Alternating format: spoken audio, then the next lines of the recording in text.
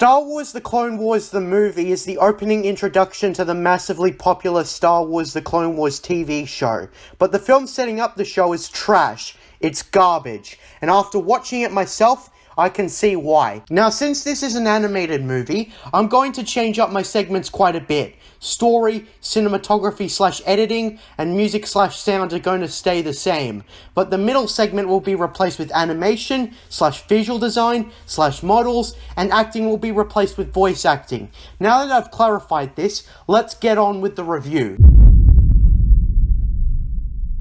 Well, this movie is a classic representation of mistakes TV showrunners make when making a movie. This didn't have to be a movie, because this feels like a 4-episode arc cut together to give the illusion that it's a movie. I'll talk about this later in the next segment, but how it relates to story is that it doesn't feel like a movie plot-wise. This story should have just been split into episodes on TV, but I'm figuring Dave Filoni wanted to maximize profit, so he released the first 4 episodes as a movie in theaters. Everyone was desperate for Star Wars on the big screen again, after all. This is set between the underrated Attack of the Clones and the masterpiece that is Revenge of the Sith. And of course, this feels like a side quest if anything, which is further reason why this should have been made into a TV show arc. I think something more important should have been the plot for this movie. Let me describe it. First, there's the narration, which is an alternative way to give us a recap, but I'm not a fan of it. I would prefer a short but sweet title crawl. The show is presented like American propaganda during World War II. It's very on the nose with its inspirations. Basically, Jabba the Hutt's son has been kidnapped by an unknown party, and both the Republic and the Separatists are aiming him to bring him back to Jabba to form an alliance. Right off the bat, I don't like how Jabba is depicted. Jabba the Hutt is a greedy slug. It doesn't seem in character for him to have a son, or at least one that he cares about. Because I think based on how he's portrayed in Return of the Jedi, it would have been better if Jabba neglects and treats his son like dog shit, and he only had him because he needs an heir to his criminal empire, which is also why he physically and verbally abuses him to toughen him up like his father before him.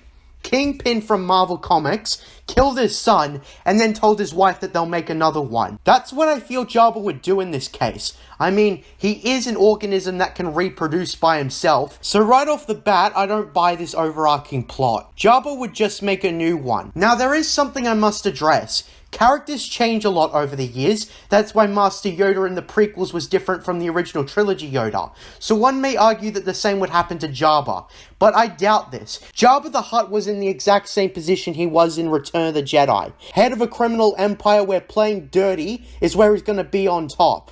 He's not in a different position than what he was in Return of the Jedi.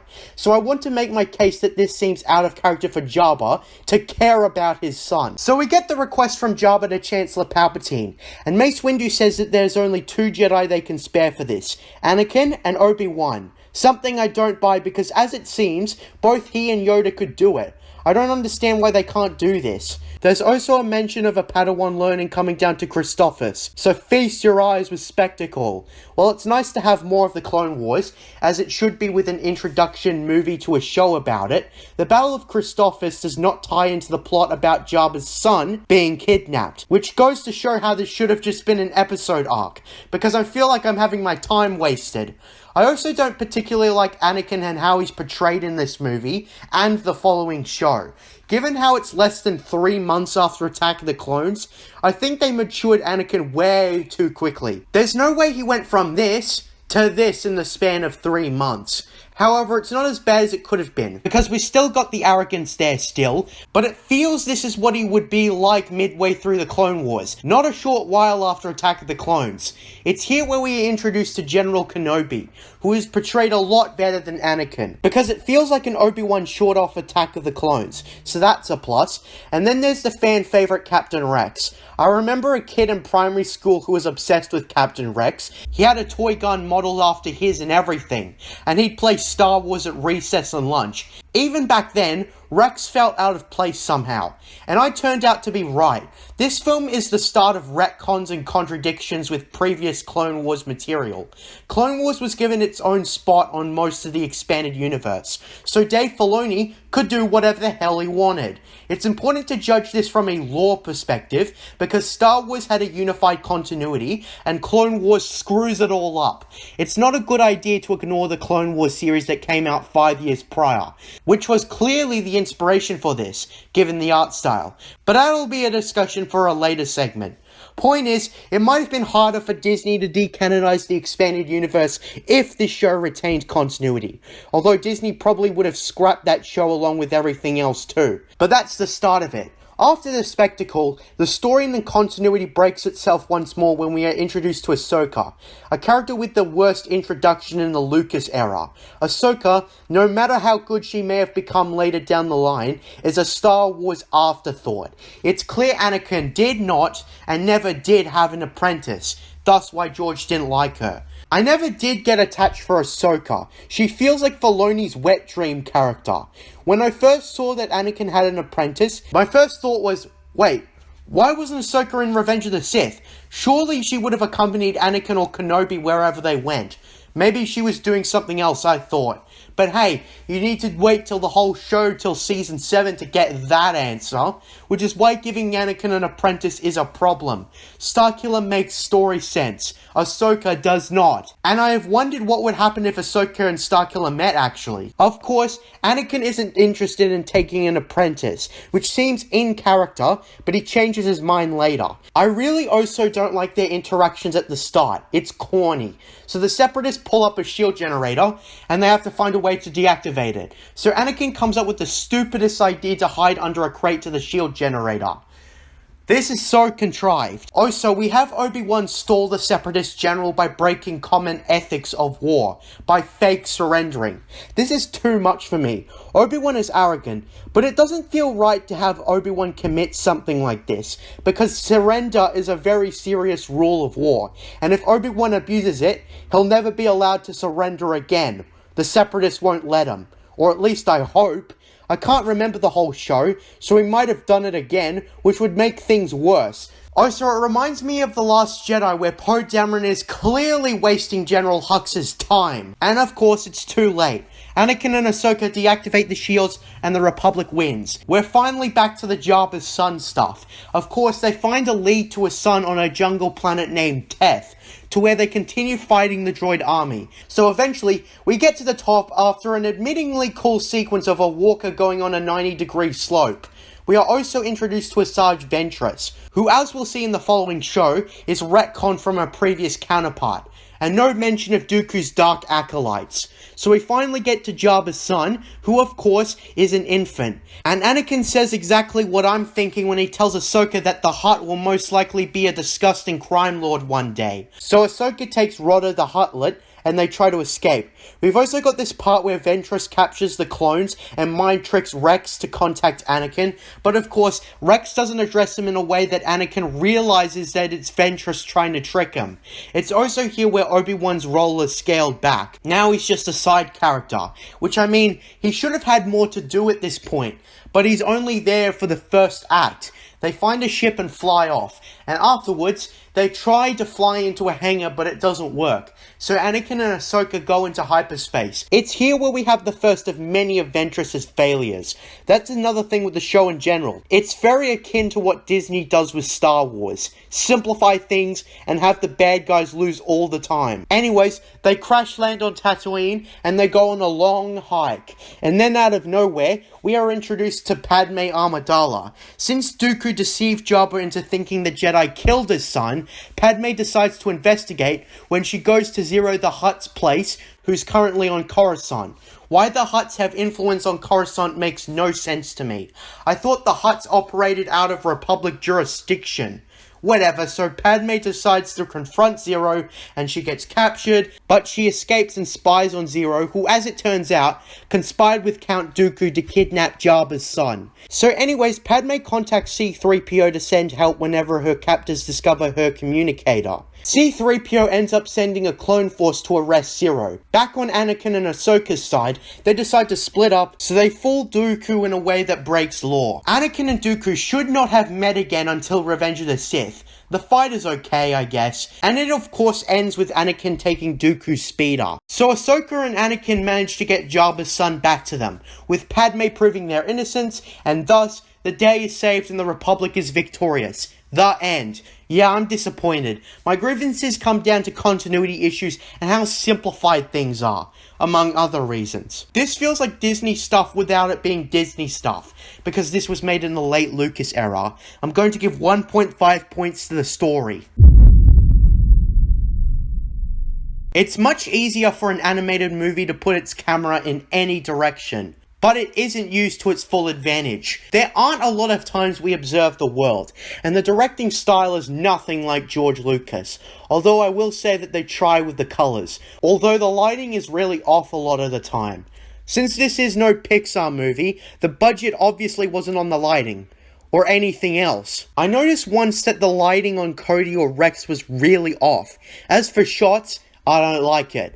I've said previously that any moment in Revenge of the Sith can be turned into a picture frame. That's not the case here. I really don't like the cinematography, and it's not utilized to its full advantage given how an animated movie can put the camera anywhere. I don't like how this film is so different to the style of George Lucas, despite being made in his territory.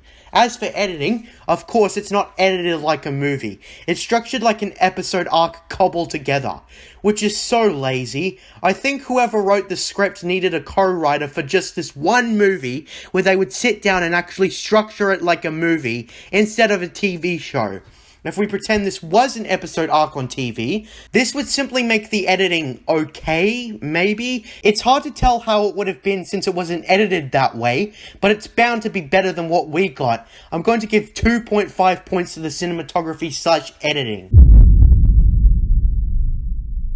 The animation is so disappointing. Transformers the movie, as an example, amped up the animation for once since it was a big deal to put it out in theaters. This doesn't.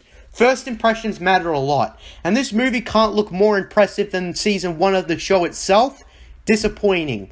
The animation needed some more refining. The movement isn't realistic enough. This feels like an art project made by an ambitious animation student, rather than a professional work by a branch of Lucasfilm. I've loosely studied what makes good animation, and basically it's a sense of authenticity. There has to be believability to the movement depending on how it's done. Otherwise, it's not good animation. There's a clear difference between this and a well-animated movie like any Pixar film. For example, the humor doesn't hit the mark because of the underwhelming and kind of bland expressions the characters make. Let's take Hello There as an example. Not only was there a lot of build-up leading to the punchline, but Ewan McGregor's expression really sells it. The animation, to put it short, feels a lot like a direct-to-DVD animated movie.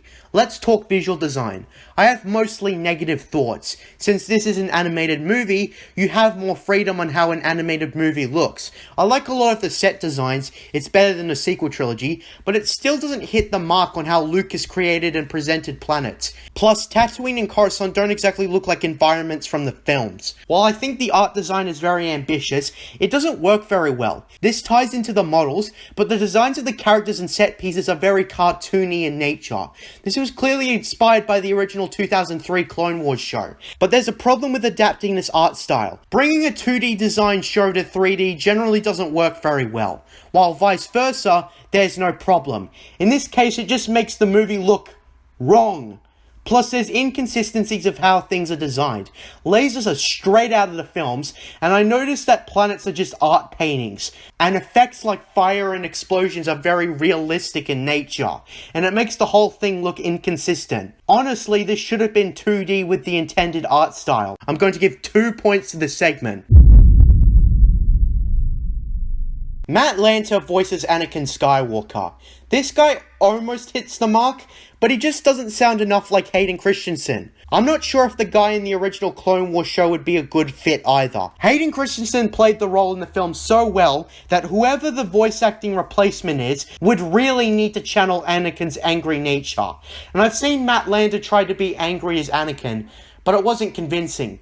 Matt Lanter is passable otherwise. Ashley Eckstein is Ahsoka Tano. An adult voicing a younger character is nothing new, and Ashley does just that. Her voice is really annoying and I cringed out just listening to her for the first half until I got used to her voice again. I'm not really sure how you can make this voice not annoying given her character, but the solution's out there. Find it. James Arnold Taylor is Obi-Wan Kenobi. This guy is a great impressionist. He gets Ewan McGregor's mannerisms right, and while you can tell it's not the same guy, he's the perfect replacement for voice work. Taylor recreates the charm Ewan McGregor has. Of course, Ewan McGregor is more quotable with delivery, but if the Clone Wars was more mainstream to the casual fan, it would be memed all day. D. Bradley Baker voices every clone character. I don't like this guy's impression. He tries to sound like Tamara Morrison, but fails. If you're from New Zealand, you'll be offended because Baker puts an over-the-top Australian accent done by an American, and as we all know, it's always horrible. If you're from Australia like me, you'll be offended because his accent is so stereotypical and stupid, and it's an insult to our country. Also, I don't like that the narrator and Yularen are voiced by the same guy. So the voice acting's underwhelming. I'm going to give 2 points to this segment. The music is fantastical and great. Although I know it's not composed by John Williams, it surpasses the Rogue One soundtrack because it's very Star Wars in nature. I wonder if George approved the music before it went into the show. That has to be the explanation. You can do a soundtrack without John Williams, as Knights of the Old Republic proved. The music does really feel 1950s if we're being honest instead of 1970s, but that's forgivable. This is the recurring music for the show, so they have to get it right. I also don't like the opening and closing themes, to be honest. I wish they had something else. It wouldn't hurt to have the actual Star Wars theme, would it? As the sound, it's all of the same stuff than in the films, and I've said my piece on that. I'm going to give 8 points to the music. Well, that was underwhelming. The rocky start wasn't the end of the world, as the show picked up later. But really, this shouldn't have started off as a movie, and the roots of how Disney treats Star Wars is present here, but not in its ugliest form. The Clone Wars movie has earned a total of 16 points out of 50, equaling a 3.2 out of 10 score. I know why this film is so underwhelming now. I'm likely to review The Mandalorian Season 1 and Season 2 at some point, and I also want to give my impressions on The Bad Batch, because that's coming out soon.